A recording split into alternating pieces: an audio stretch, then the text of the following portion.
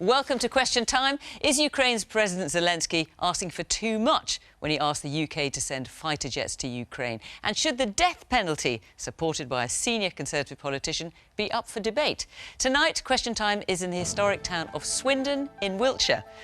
Once the epicentre of the railway industry, this place has a Conservative MP. The Borough Council is under Conservative control, but the town has a Labour mayor. And with us, we have over 100 people chosen to reflect the electoral support for the political parties of England. Welcome to Question Time.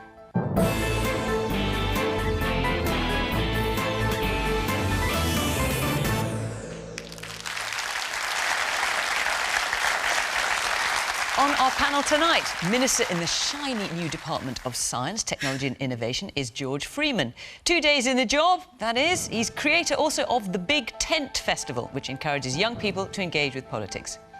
Labour's Shadow Secretary for Levelling Up, Housing and Communities is Lisa Nandy. She's in her 14th year as MP for Wigan and has long been talked of as leader material. She came third in the Labour leadership contest of 2020. Sarah Olney is one of the 14 Liberal Democrat MPs at Westminster. She speaks for the party on the Treasury and on business. The former bookseller and accountant is now MP for the rather beautiful London constituency of Richmond Park. Inaya Folarin Iman is a former Brexit Party candidate. She's also founder of the Equiano Project, a debate and ideas forum promoting freedom of speech. Until May, she hosted a culture and politics discussion programme on GB News and is a trustee for the National Portrait Gallery, all at the age of just 26. Matthew Syed is an author of 6 books, a Sunday Times columnist, broadcaster and speaker. One of his books, Black Box Thinking, argues the key to success is a positive attitude to failure. In a past life, he was England's finest table tennis player for a decade, went twice to the Olympics.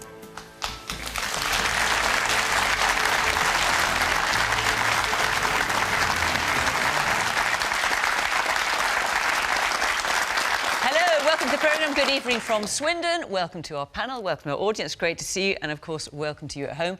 Do join the debate. It's always pretty lively, to say the least, on social media. Do feel free to add your point of view.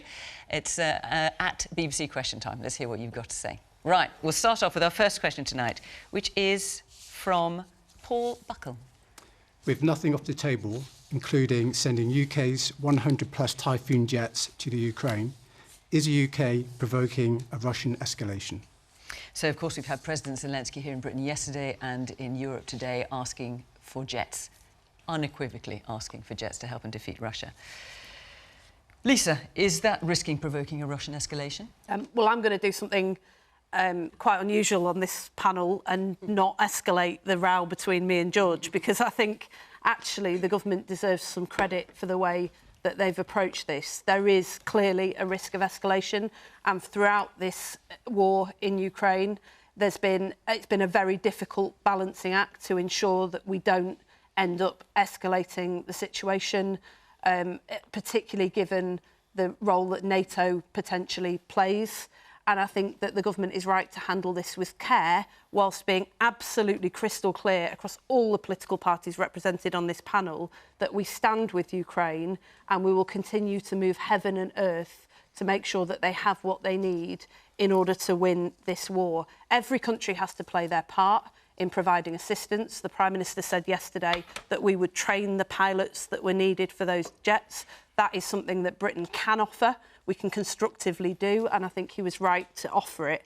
If I could just, in the spirit of being constructive, just push the government to do one more thing, though, it's that I think we need a longer-term strategy and we need to lay that out about how we're going to support Ukraine. I think it would convince our allies to do more.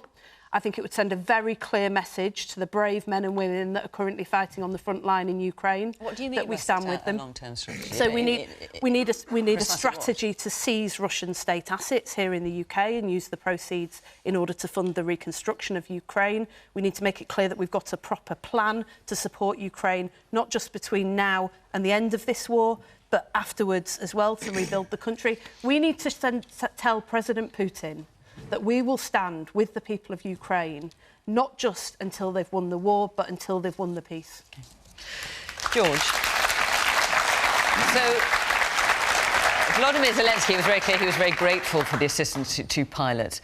Trying to ascertain what that means. I mean, he said, you know, thank you for your English tea and I'll thank you in advance for your English powerful jets. He wants more than training. He wants the jets. He says without the jets, he can't defeat Russia. And the government wants him to defeat Russia. Yeah, look, it was a brilliant speech, truly spine-tingling. And to stand united, peers, MPs from all parties, the ovations went on and on, because I think we're united in wanting to send a very clear message to the Kremlin. You will not win. You must not win. We cannot, as the West, whatever our differences between nations and geopolitical tensions, the big one is we cannot send a signal that bullies like Putin and criminal kleptocracies like the Kremlin can walk into neighbouring countries, abandon and neglect all the human rights that we have died for in previous wars. We cannot allow it. And but this is exactly what Zelensky was saying. Yeah, and he was saying, to that end, give me some jets. Yeah, and you so had Boris Johnson, for example, saying the best use of Typhoon jets is to deploy them now for the protection of the Ukrainians. Yeah, Do you disagree? No, we absolutely agree, and that's why, I mean, 3 points to the question. The Prime Minister yesterday went with President Zelensky to see the tank training crews and the pilots we're starting to train. So we are on the front foot. And to your point about international leadership, actually the UK here has led internationally. We've convened and other countries have come with us. We were way out in front. And some credit to Boris Johnson on that, actually, and other countries have followed. And what we're signalling here is you must come with us again. None of us can afford to let Putin win. So the Prime Minister is very clear yesterday, very supportive of Ukraine, and we are actually leading in establishing that international coalition. Can I just put... There is clearly a political consensus that it is right to stand up to Putin. But where was that political consensus when Putin invaded Crimea? Where was that political consensus when he was bombing Grozny, when he was backing the murderous regime in Syria? You might remember that Putin was incentivized to continue to loot money from the Russian people because he knew it could be recycled. In Mayfair, in Knightsbridge. We rolled out the red carpet to Roman Abramovich. I think that it is a complete whitewashing of history for our political class to say we're standing up to Putin. The first sanction against Russian oligarchs happened when Russian tanks were massing on the border. There were no weapons sent to Ukraine, even though a backbench Conservative MP said in 2016 we're repeating the mistake of Chamberlain in Czechoslovakia in 1938. We need to learn the lessons here. And I think airbrushing history in the way that I fear the political class is doing means we will not learn the lessons when it comes to China and Taiwan. OK, let's hear from our audience. Yes, women here. So, the UK is planning to train Ukrainian pilots. How is the government planning to do that when we're struggling to train our own pilots? OK, I'll come back to you on that, because that's something a number of people have been saying in the papers today, I think you're referring to. Yes, man there in the white shirt.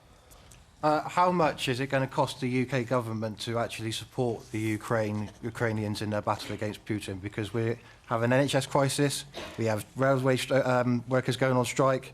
When we need to invest money on our own infrastructure and our own country, how can we afford then to further exponentiate that finance cost to another country?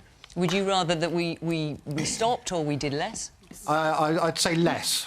Think logically about the support that we can give, whilst we support other countries, such as Germany, that are sending over fighter jets, but also take into account that we have our own problems here in the UK. That needs to be addressed much quicker and much more vigorously than what's going on in the Ukraine at the moment. Okay. And the woman in the orange top there. The hypocrisy is astounding for the politicians. When you talk about supporting Ukrainians, they're the ones dying there. Yep. We're just sitting here having a battle with Putin. Where was this long-term plan when in Afghanistan happened, when Iraq happened? What happened to those people when they died? You didn't rebuild anything there. And look what their state is. So to sit here and say we should do something, there have been strikes going on. We're not helping anyone within UK, but we will stand against Putin. Is that what our priority should be? Okay, yeah. Sarah. Well, I was in Westminster Hall yesterday and I was listening to President Zelensky and I found it incredibly inspiring. I think he's genuinely one of the people who can really be said to have made history. He's certainly, I think, change the course of what was happening in Ukraine from what I think this time last year many people thought might be inevitable. So I found it incredibly inspiring. I think, and, you know, he couldn't have been clearer. He would like jets. He wants us to send jets. And, you know, he's a great, great speaker. But Paul's question is, well. should we send jets to Ukraine, or even talking about it? Obviously, Rishi Sunak said nothing's off the table. Yeah. Does that risk provoking an escalation? I think the most important thing is that we need to work with our international allies. We can't do this alone anyway. We need to work in tandem with our NATO allies. It's so important that we are presenting... Does it risk... I mean, because you're all saying that. Yeah. But the question is, does it risk provoking an escalation? I mean, I think one of the reasons we've been reluctant to act in the past, as Matthew was saying, is we are so worried about risking escalation. And I think, you know, the point's been made that actually maybe we were too anxious about risking escalations in the past, and that's what stopped us from acting. You don't think it was donations to the Conservative Party? 1.5 million in 2019. Could that have compromised? Was it, George? You better answer that. Well, I think our reliance on dodgy Russian money across society has been a huge mistake. But I think it was also... But were you influenced by donations? No, not at all. Not at all. But you don't think unconsciously it might have influenced executive decision-making? Well, certainly, in the way that we for know me, I'd run a million miles from a dodgy Russian with money. But I make the point that London has become far too dependent, money laundering and the kleptocracy playing. But I think to Matthew and the lady's point, I think the world is waking up a bit, and I think we've recognised that the danger of not acting is that bullies get their way. And I think, by the way, in Syria... I was one of the MPs who voted against David Cameron's suggestion that we go in and bomb Assad. I felt the mood of the country was that we didn't want to repeat Iraq, and many of you may have felt the same way. But I think, unfortunately, we did send a signal to Putin, you can get away with it. Yeah. And I think, you know, with what we've got to... I think Matthew's right, the whole of the Westminster class, we're all waking up to the fact that the world is a pretty dangerous place, and there are big, dangerous countries who will move when we're weak. So I do get that it costs money. We are training, and we're training our own pilots brilliantly, and we can train them. And we have. Are we training enough of our own pilots? That was your point. Well, I mean, I have RAF Marham in my patch. I don't get complaints from the RAF there. They got. But there have been suggestions that we're not training enough pilots for the jets that we already have. I don't think that's right. And in the end, training their pilots in Ukraine will save our pilots having to go there. I mean, it's all part of Western security. But I do get the point that the cost of this, one of the reasons we've hit so much debt. You know, the Ukraine war has cost us both materially, but also in terms of Putin's response on energy crisis. And I think just being open-eyed about what these big geodiplomatic battles cost is really important. Personally, I think it's a battle we have to win. Inaya. Yeah, I think it's important to say that foreign policy is always morally complicated and there are always trade-offs. And just as there's consequences to acting and intervening, there are also consequences to not doing something, as was mentioned. And as Matthew mentioned, when it came to Crimea, we were much more reluctant. And that is argued emboldened Putin to take further action. And I think I speak for most people on the panel that what has been extraordinarily remarkable over the last year is to see the bravery and courage of the Ukrainian people. And I remember this time last year when this conversation was being had, many people thought that the Ukrainian society would fall very quickly. And actually, it has been their bravery and willingness to fight for ideals that many of us take for granted, sovereignty. But coming back to the question, Inaya, because Zelensky has made it quite clear he wants and needs jets. Well, he's absolutely clear about that. At the moment, no one is minded to send in any jets, but nothing is off the table. If NATO were to send jets, do you think that would provoke an escalation? Well, I think that it is important in a geopolitical context where you have hostile nations willing to so flagrantly violate basic principles and international norms that we take a strong stance in showing that we will, to the very end, support Ukraine and stand side by side with them. It's a balance of risks. The risk of escalation weighed against the risk of giving in to a bully. That's the calculation. And somebody talked about geopolitics. I just invite everyone to take a step back for a second, because I think this is worth saying. Which country is the biggest beneficiary of what is happening? China. We are in a cost of living crisis. Do you want to explain why? I wouldn't mind. The West is suffering with inflation, unemployment. We're squeezed in all sorts of ways. We are, in my view, rightly giving munitions to Ukraine. But if another trouble flares up in the Middle East or in the South China Sea, we're going to be vulnerable. China, by the way, is getting oil at a huge discount from Russia at the moment. There is an axis evolving, China, Russia, Iran, and to a certain extent North Korea. We have to be wise to that. It's one of the reasons I think we should give wings to Ukraine. I think if this war drags on for too long, the West will be weakened while China becomes ever stronger. And our political class needs to understand the longer-term implications of what this war means. OK. I'm going to move on. I think there's no sign, sadly, of this war ending soon. I think this is a topic we will come back to many times.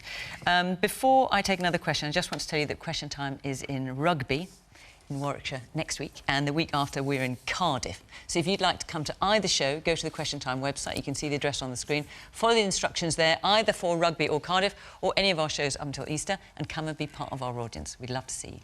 Right, let's take another question now from Amanda Kennedy. Should an MP who says some people who use food banks cannot budget and is in favour of the death penalty be promoted to Deputy Conservative Party Chairman? Right. So this is Lee Anderson. He's just been promoted this week, and he claimed last year that there wasn't a massive use for food banks in this country, and those who knew how to cook and budget should be able to make meals for 30p a day. And he also said in a recent interview, nobody's ever committed a crime after being executed, 100% success rate, and supports the return of the death penalty. Well, this is your new Deputy Conservative Party Chairman, George. Do you agree with those sentiments? No.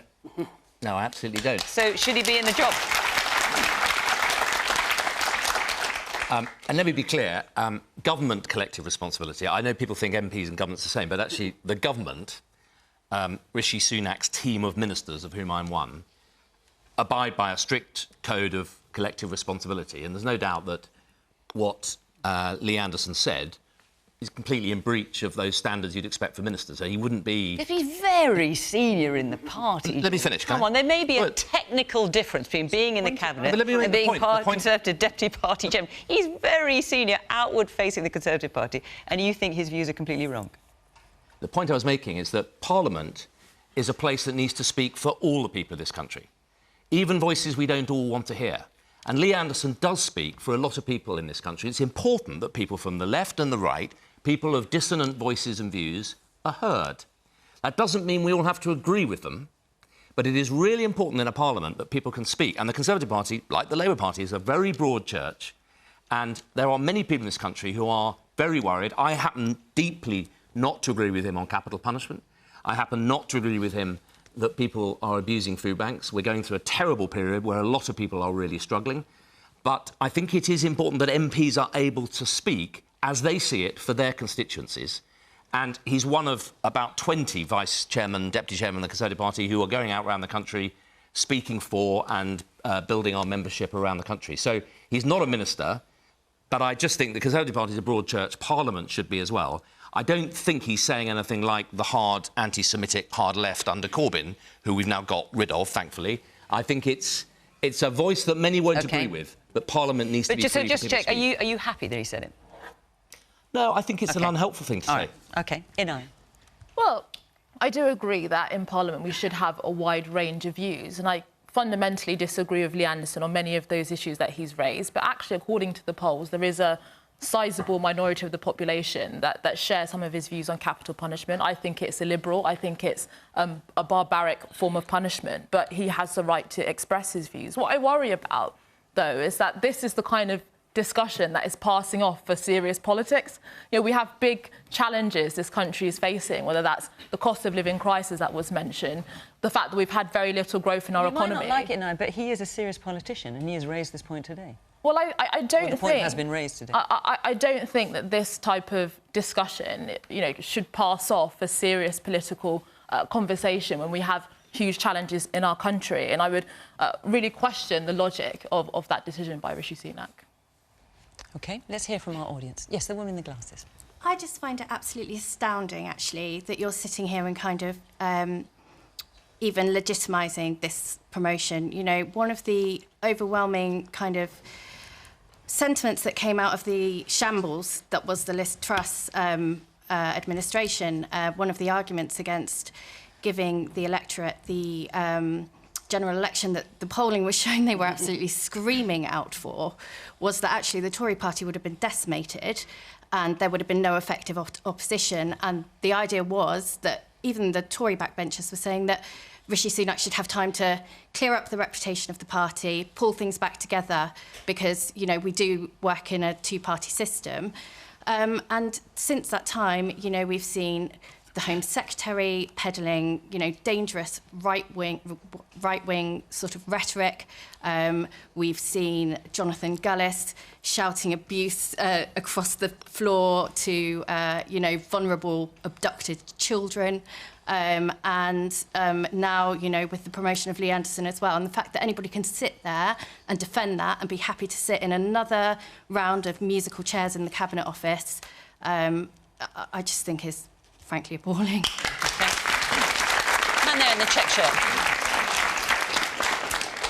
Why shouldn't we have capital punishment for the worst of the worst, child abusers, murderers and paedophiles? OK, and that is a view, as you say, there's a sizable minority that share that view. Yes, I've heard from you first, I'll come back to you in a minute. The man there in the green shirt and the glasses. I think we're getting a bit confused in respect of the gentleman there saying that the Prime Minister and everybody in the House of Westminster or whatever is going by a code of practice. But none of it makes sense, because in the last 30 years, you've all made these promises and everything, and they've never come to fruition. A typical example is the NHS hospital, which the Conservatives built their manifesto on. They were supposed to build 40 hospitals. So far, they've built 3, and the rest of them they haven't even got planning permission for. So your code of practice doesn't work. So for you to sit there and say this, it's just farcical. When you've got a house full of the government, every day sits in government and they just talk twaddle. They never answer the basic problems. Right. They just, you know. No, we hear you loud and clear. And, George, I will give you a chance to respond to talking basic twaddle. But before I do, I'm just going to get around the rest of the panel. Sarah.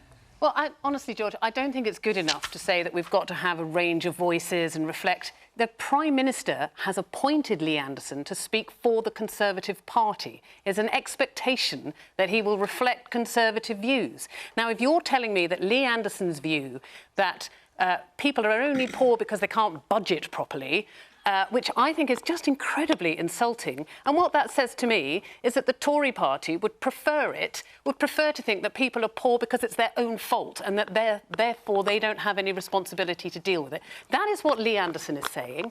That is what the Prime Minister has appointed him to say on behalf of the Conservative Party. It is not good enough to say that we need a range of voices in Parliament and that you're not responsible. I'm not saying you personally, but that the Conservative Party are not responsible for putting those opinions out there, demonising poor people and saying that, frankly, it's not the government's business to try and address the causes of poverty. It is not good enough.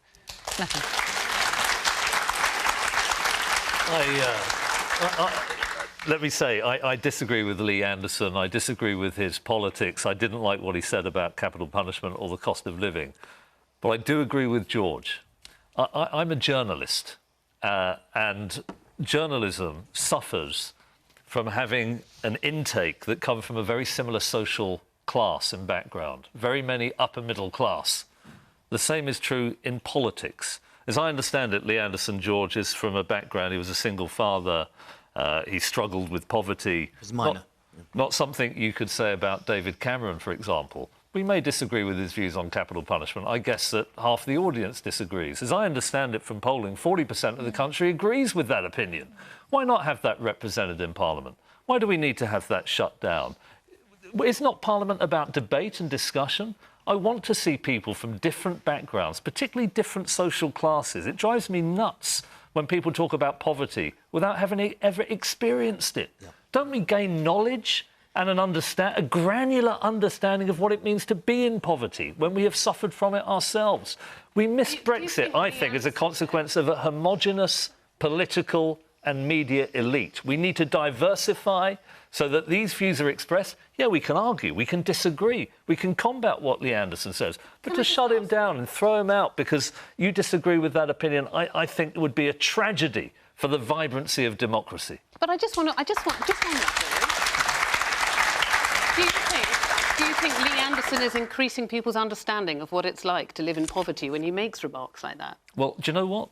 I'm lucky enough. I went to a state school, a not particularly well-to-do background. I'm lucky enough to be earning decent money now.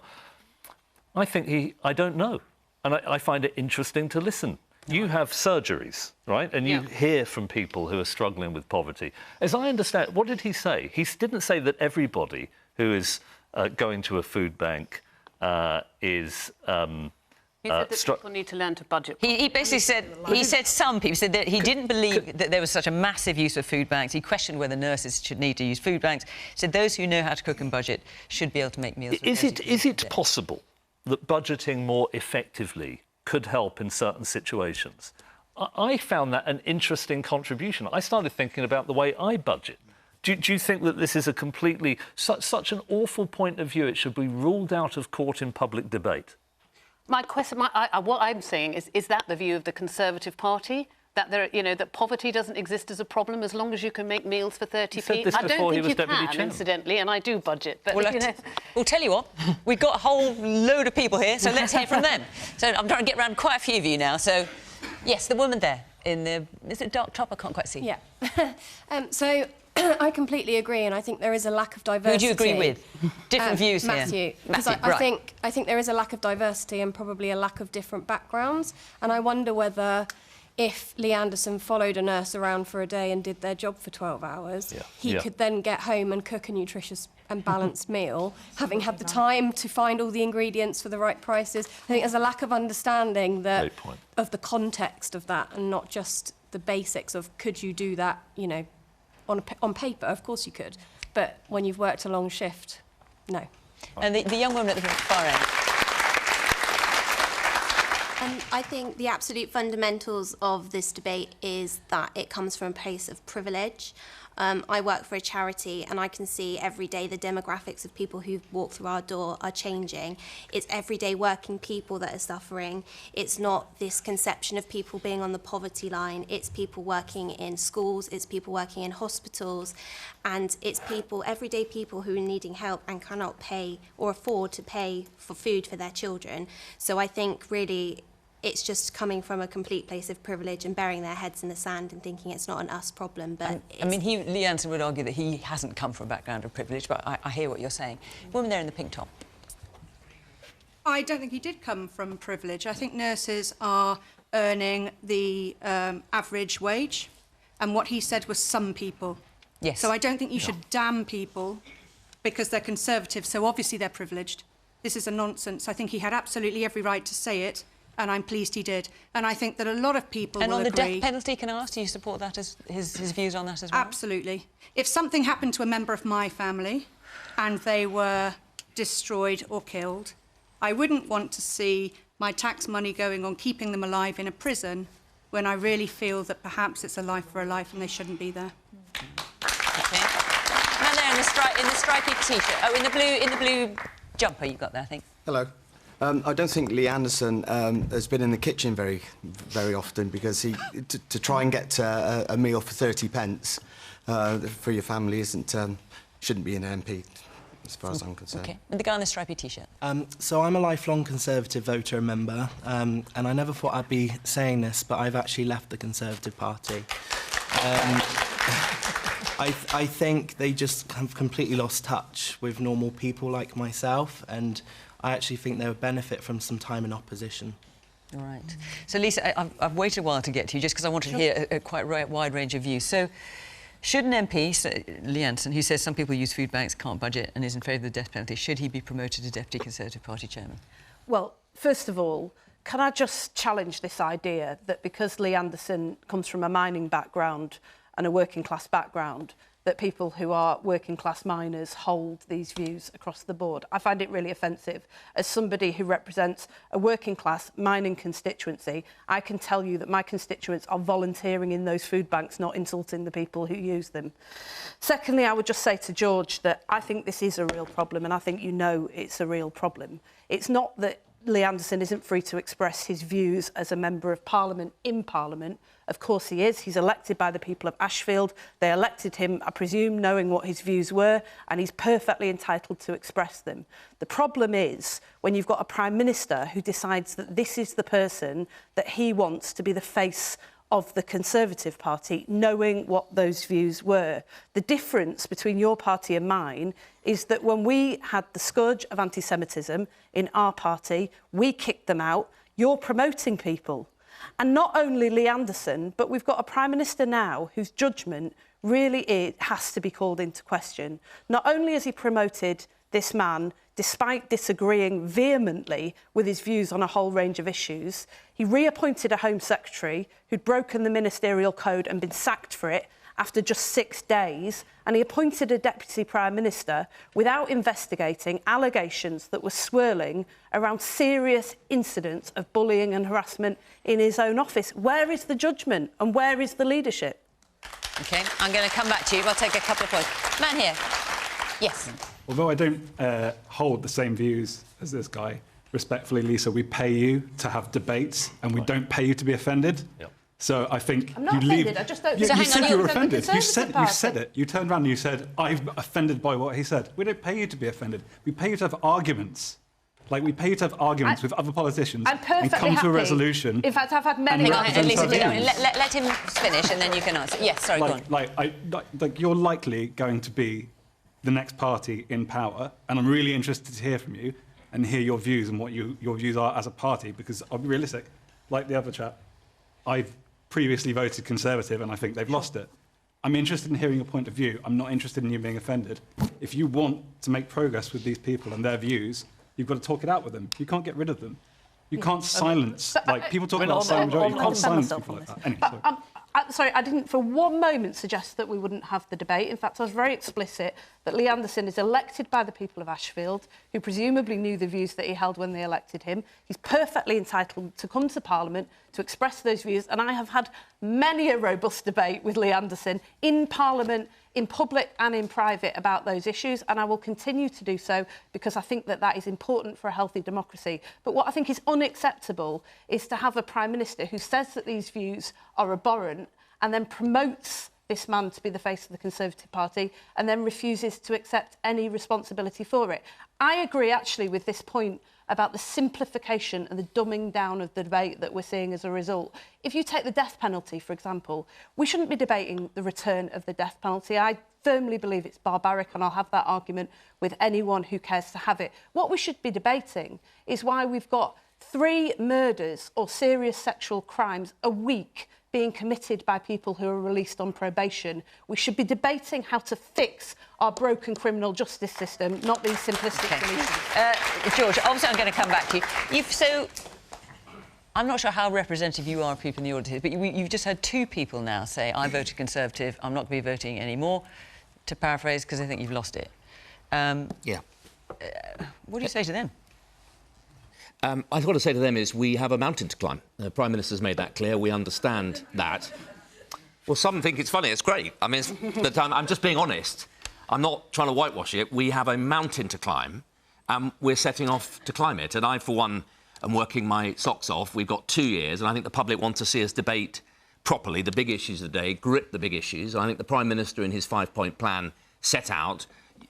Some may find it boring, but it's pretty important that we get on top of inflation, that we reduce debt, that we drive growth up, that we get in, invest the money we are in the NHS backlogs, and we get on top of the small boats. And I happen to think, just on the judgment issue about the Prime Minister, that for me, when he arrived in number 10, I breathed a huge sigh of relief. Here is a man with proper standards, proper integrity, proper discipline, and he fired Nadine Zahawi as soon as due process had been gone through properly. And I mean, the counter of that is you're suggesting the people that came before didn't have any of those things. Well, I don't think they had him in the level that Rishi Sunak's had them, no. And just on the point, if I may, just to deal with... Not a high bar. While we're talking about crime, I do think Sadiq Khan in London's got something to answer on knife crime. It is completely out of control, and the Labour Party in London aren't discussing it. But on this point, Lee Anderson, look, if I may, on food poverty... Reasonably briefly. Food poverty, if we get to a point where... And I don't agree with what he said and the way he said it, but to just suggest that there's a food budgeting problem if that's a crime, we're in a terrible place if that becomes a thought crime. The truth is, in my food banks in Norfolk, we do have a really deep problem with a whole generation who haven't been brought up cooking food. We've had very cheap delivery food. We've got heating costs that are enormous. So there's a whole debate about food nutrition standards, which is one that we have to have. But my big point is this, to the point here from this gentleman, if you get to a point where inconvenient, provocative, inflammatory views can't be aired in Parliament. He's representing your Let me party. just finish for a minute. You just called it inflammatory and provocative. There's only one thing I fear more than a Parliament with somebody like Lee Anderson in it. It's a Parliament where you're not allowed to say what the people who put you there want you to say. And that is why the people of Ukraine are fighting. They want freedom, liberty, and the... Sorry, hang on, George. Are you... Sorry, hang on a minute. Are you comparing Lee Anderson to the fight in Ukraine? No. Which is where hundreds of thousands are dying. No, what I'm saying is the liberties and the freedoms that we take for granted in this country are freedoms that people around the world, particularly in Ukraine, yearn for. And they yearn to be able to have the debate. They yearn to have somebody in Parliament with anyone here said that Lee Anderson shouldn't be an MP? I don't think they have. Well, they're getting... George... Hang on. OK, Matthew, last word, and then I'm going to move on. I don't think there's much Liberal or Democrat say is, about that. Lisa mentioned Dominic Raab. I don't know what the audience view is on this. I'm not that keen on Dominic Raab. I disagreed with his views on Brexit. But imagine if you're accused of bullying and you didn't believe that you're a bully. Would you not want due process? Yeah. Would you not want to give your side of the story? And of course, Dominic Raab has denied all. He's denied it. And by the way, the number of people who have called for him to be sacked on the basis of allegations that have not been substantiated through a proper process. I remember as a sports journalist, Sam Allardyce was accused of agreeing to give speeches in the Middle East and give undercover reporters a way to break the rules. By 5 o'clock on that day, he was sacked. I think this is a disgrace. When we found out what had actually happened, it turned out that he hadn't agreed to give these speeches. It turned out that he hadn't agreed to break the rules. This was something that was completely antithetical to natural justice. I don't like Rishi Sunak that much, but he's absolutely right to take a step back and allow due process to take its course so we can establish the facts. We're getting a bit far away from the answer, but right. OK. You were talking about Dominic Raab being sacked. Dominic Raab needs to be sacked. I said he didn't even ask the question when these rumours were put in. We're getting quite away from Lee Anderson. So I'm going to stop it there for the moment. Now, a lot of you have asked this next question, and I'm intrigued to know how many of you will know about it and how many of you will be slightly bamboozled by it. So let's hear from Steve Cuthbertson. Will the recent rapid rise of ChatGPT, a computer that understands language, solve the worldwide shortage of workers or create mass unemployment? Right, so who here knows what ChatGPT is? OK, so pretty much most of you, not entirely all of you. So just for those few of you in the audience and those of you at home, ChatGPT, which incidentally I found out today stands for Chat Generative Pre-trained Transformer. So it's an artificial intelligence chatbot, and the difference with it is it can generate human-like text for tasks like answering questions, writing essays, writing articles, even writing poems, writing music. It's a new form of artificial intelligence that has, worried some people, like teachers, for example. What's it about Steve Believe? It's good to you have a job, Matthew. I thought I'd come to you first. Because what it can do is it can generate articles and essays, as I say. So will it solve the worldwide shortage of workers or create mass unemployment? Can you explain to us what it is as politicians on the panel? It's a chatbot, and it is I bumped into... Am I allowed to mention that I was on the Piers Morgan show 2 nights ago on well, I think you just have. On Talk TV, and ChatGPT was asked to automatically generate a tweet in the style of Piers Morgan, and it came up with something like, "You damn snowflakes, we need to sort out this," and woke ideology and so on. So I mean, it's well, actually, on that, because what you can do with this thing, ChatGPT, is you can ask it to write something in the style of. Yeah. So I asked it to write my Question Time intro in the style of Shakespeare. So I thought I'd just share it with you. So if I were to open the programme, I'd say, "Good morrow." We have George Freeman, a scholar of great renown. We also have Lisa Nandy, a statesman of the highest order. And before us, a throng of eager audience members who bring forth their questions and concerns. Pray, what questions have ye for our esteemed panel this day? Speak forth, good citizens. Let us hear thy thoughts. So anyway, that's the kind of thing it can do. And of course, other chatbots are available, it has to be said. So is it, but seriously, is this the portend of things to come in terms of wiping out an awful lot of jobs for a lot of people? It is an example of the progress of artificial intelligence, which trades on information. The two great dystopias of the 20th century were written by two British authors, George Orwell and Aldous Huxley. Orwell was worried about censorship. You might remember Big Brother in 1984 and the central state policing the amount of information the public could get a hold of. This morphed, I think, into an apparition that has hung over Western societies ever since. And I think we are rightly concerned about the big tech companies acting as gamekeepers to the public square, and cancel culture and other things of this kind. On balance, though, I think Huxley's vision was more apposite. He worried not that there would be censorship of information, but we would drown in information. Think of the number of gigabytes that are tweeted out each day on Substacks, blogs, newspaper websites, social media feeds, Twitter. How are we supposed to discern truth amid all of that noise? And I think we're being congenitally distracted as a society onto trivialities. I think this will be exacerbated by the metaverse, where we'll be pulled into the wormhole of virtual reality. I don't think artificial intelligence is an answer to our problems. I think it could do good things like diagnose cancers from radiograms, but I think there is a massive risk to our world. And I do worry that our political class is capable of harnessing and controlling a technology I'm not sure they truly understand. Okay. Inaya? Well, I think when the social media emerged, there was lots of debate about the possibilities. On the one hand, people thought it was going to bring us all together and this was going to be the future. On the other hand, people were worried that this was going to cause a whole new set of problems, and that is what we have seen, that with social media as well, it can contribute to political polarisation.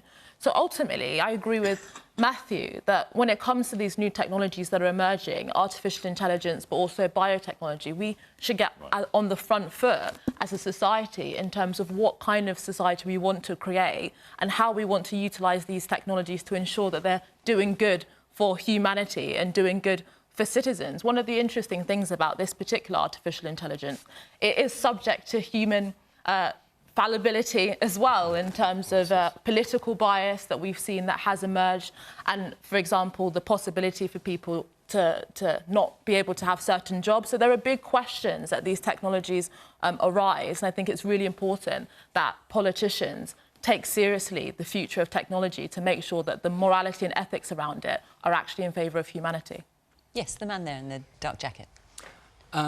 Yeah, I completely agree with Matthew about artificial intelligence, generally speaking. I mean, I'm not sure what value it's going to add. It's great for gaming, but what value will it add other than cybercrime for mimicking people and copying people? There's an inherent risk of exacerbating that problem. We were talking about metaverse as the replacement for teams within in private sector.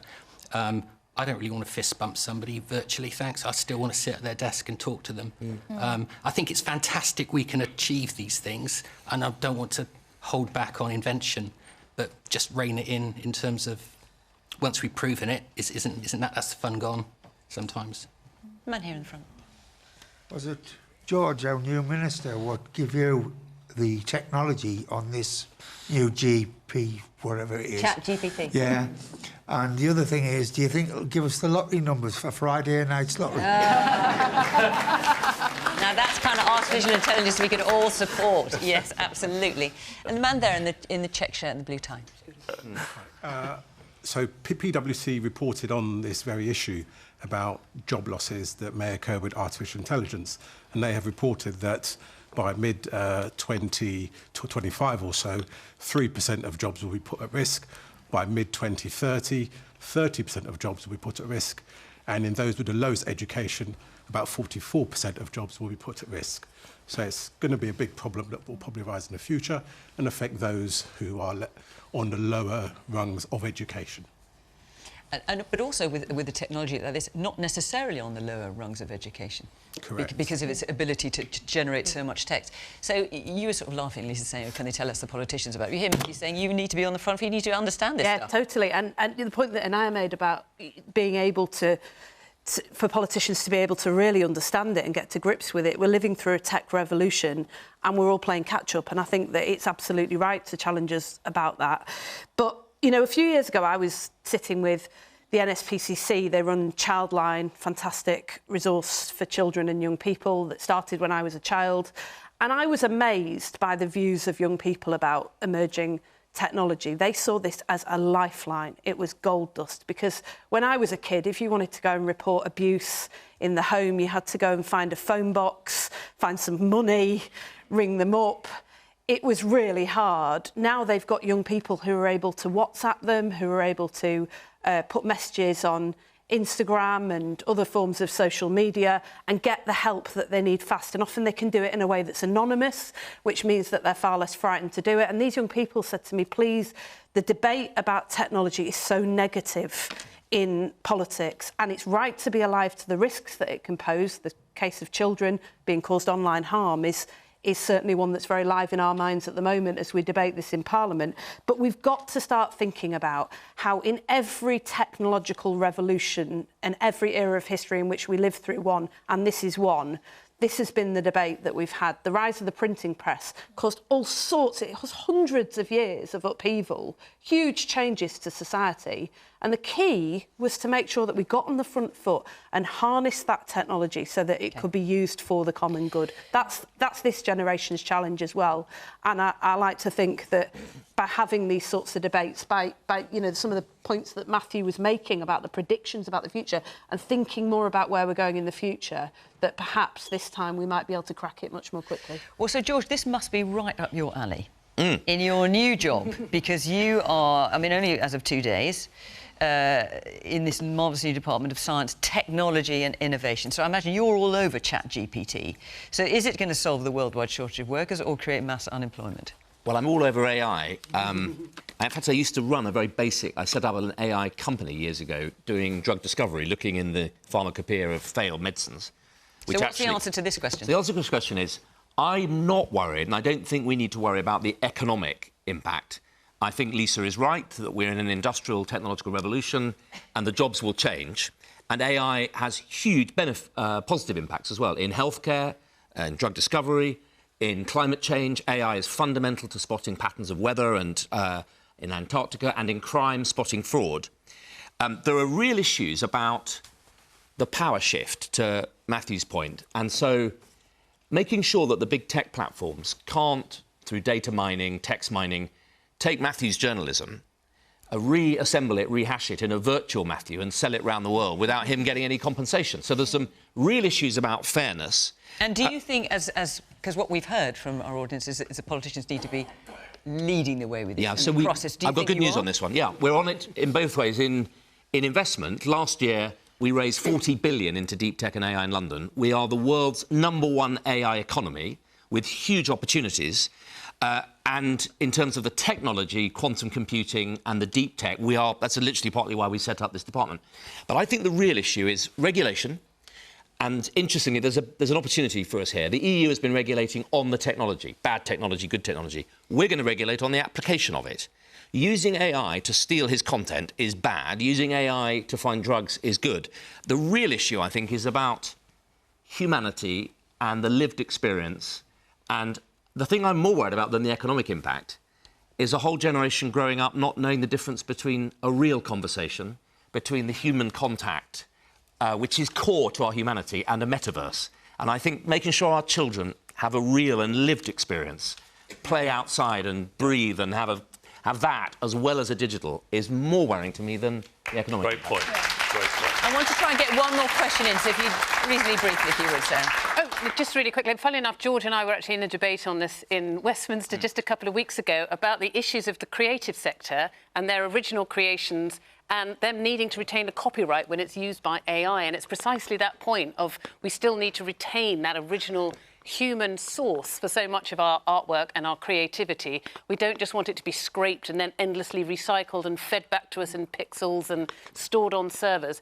And I think that's the challenge. And I think the big challenge for policymakers is we can't yet imagine what AI is going to be used for. And we've just got to try and keep ahead or, you know, be responsive. But it's a really, really exciting time. I think AI is kind of coming out of the tech laboratories and it's meeting real life, and all sorts of people are starting to think, gosh, what could we use this for? And I think that's a really, really exciting time.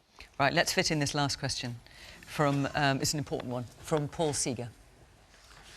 How do institutions like police and possibly fire service rebuild their reputation and trust after recent high-profile rape and murder cases and accident scene photos?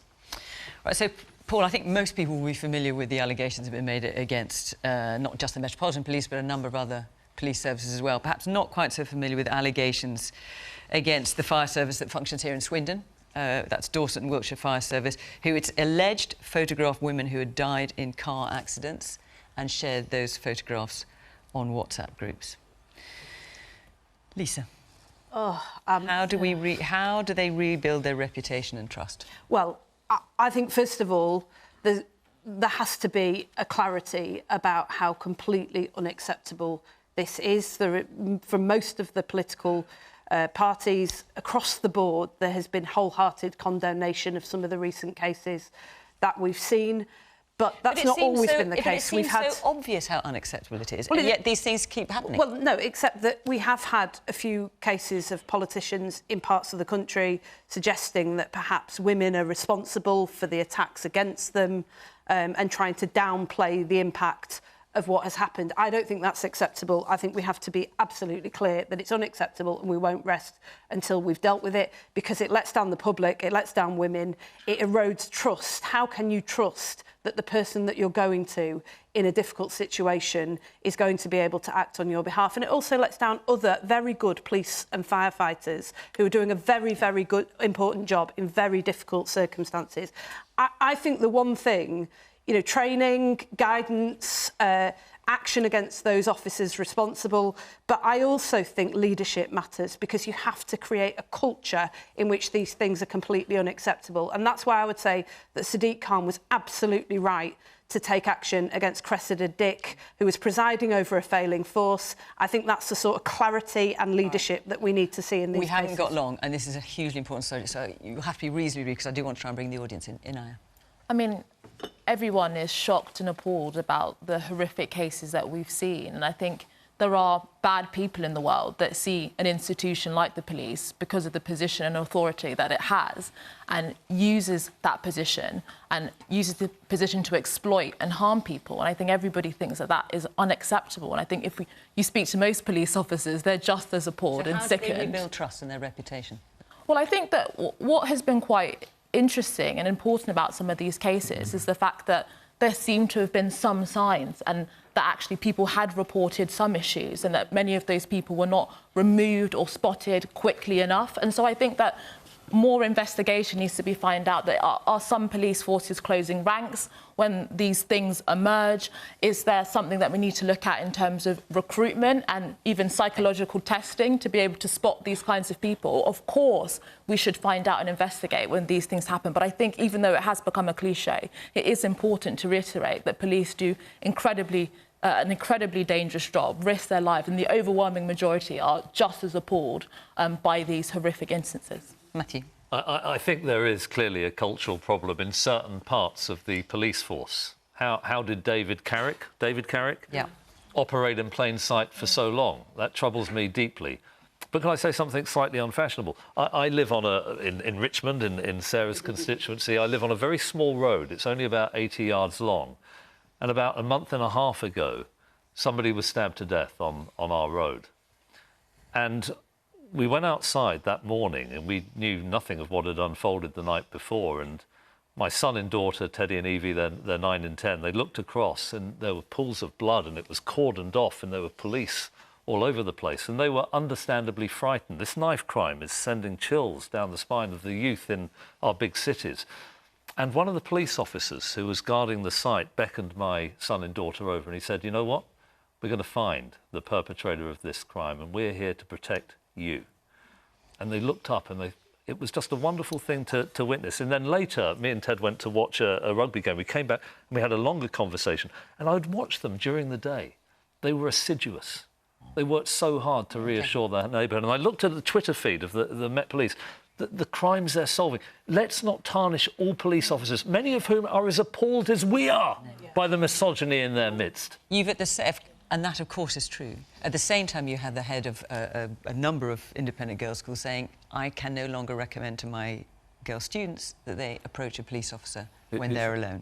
Sarah? Well, it's great to hear that tribute to my local police force, who do work incredibly hard and, you know, do great work in our community. But it's been but when you hear a head teacher saying things like that, that's shocking. Exactly. It's been very difficult because, obviously, as a London MP and hearing these awful things that have been coming out of the Metropolitan Police, it doesn't make us feel safe. It doesn't make women and girls feel safe. It's a real problem. So how do they rebuild the reputation? That's the question. Yes, it's been great to hear from the new Met Commissioner, Mark Rowley, about, you know, he took it on board straight away, the recommendations in Dame Casey's report about, you know, how that's going, you know, how it needs to be tackled. It is around recruitment, it's about disciplinary. But I think above all, there needs to be the understanding that police officers hold a lot of power. And if you give people power, that can be abused. So there needs to be the proper scrutiny, the proper vigilance, the proper supervision, and that just needs to be there as part of the culture and the understanding. If you step out of line, that there will be consequences.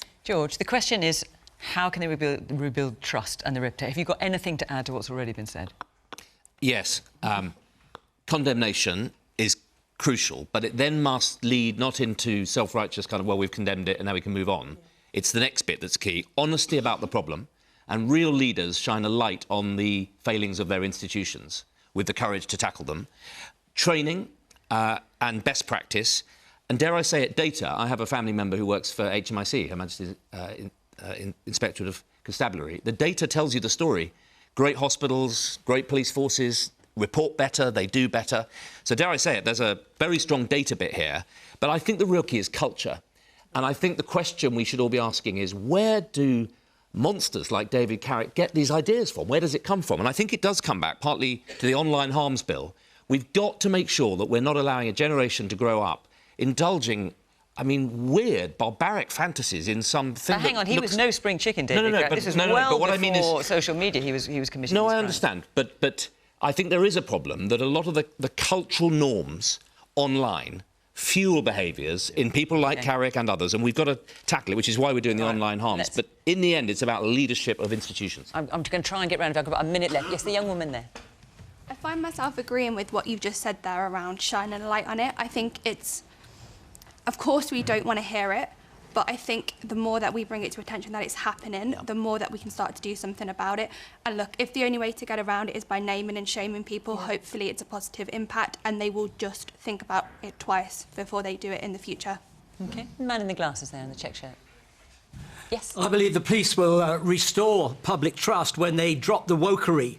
A lady was arrested the other day for praying outside an abortion clinic. And he asked her, was she saying anything? She said, no. What were you doing? She said, I was praying. And the thought police, you know, they need to get rid of the wokery. And that they need to get back to normal policing, you know. And I think they've lost the plot. That's the problem. OK. Is that Nigel Thompson? It is. Oh, my goodness. OK. We're out of time. First vicar at my church. Oh, my goodness. Right, OK.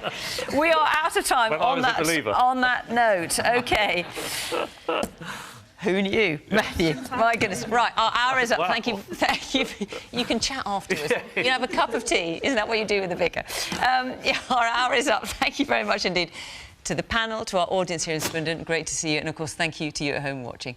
From Question Time, bye-bye.